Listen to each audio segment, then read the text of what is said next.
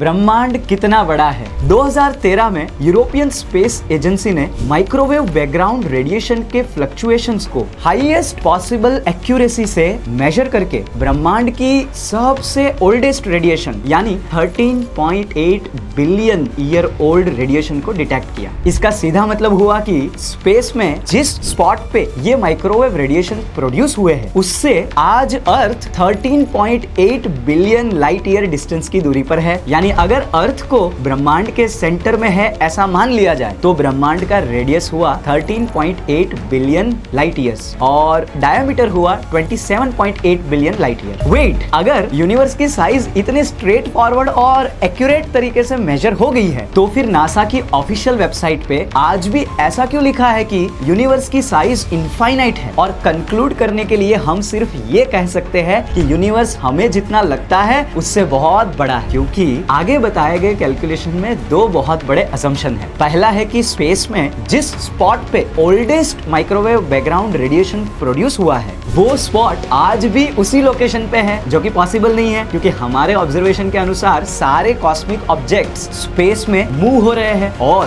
दूसरा असम्पशन है कि अर्थ ब्रह्मांड के सेंटर में है। ये दोनों ही असम्पशन एकदम अनसाइंटिफिक है। इसलिए नासा ने डिक्लेयर किया है कि ब्रह्मांड की साइज को मॉडर्न साइंटिफिक ऑब्जर्वेशन से कैलकुलेट करना पॉसिबल नहीं है। क्या इसका मतलब ये हुआ कि भगवान ने इस ब्रह्मांड को बनाकर इसकी साइज का सीक्रेट अपने पास ही रख लिया? नहीं। 12वीं सदी के भारतीय गणितज्ञ भास्कराचार्य के सिद्धांत शिरोमणि बुक के 3rd वॉल्यूम के गोला अध्याय में ब्रह्मांड की साइज के बारे में डिटेल्ड इंफॉर्मेशन दी गई है। हमारे ब्रह्मांड के अंतर्भाग का सरकमफेरेंस है 18 करोड़ 6,12,920 करोड़ योजन। श्रीमद् भागवतम के अनुसार ब्रह्मांड का ये अंतर्भाग 7 अलग अलग तत्वों water, fire, air, space, mind, intelligence और ईगो के 7 लेयर से घिरा हुआ है और हर लेयर पिछले लेयर से 10 गुना ज्यादा बड़ा है। तो हमारे ब्रह्मांड के बाह्य लेयर तक का डायमीटर 5.2943994706 इंटू 10⁻14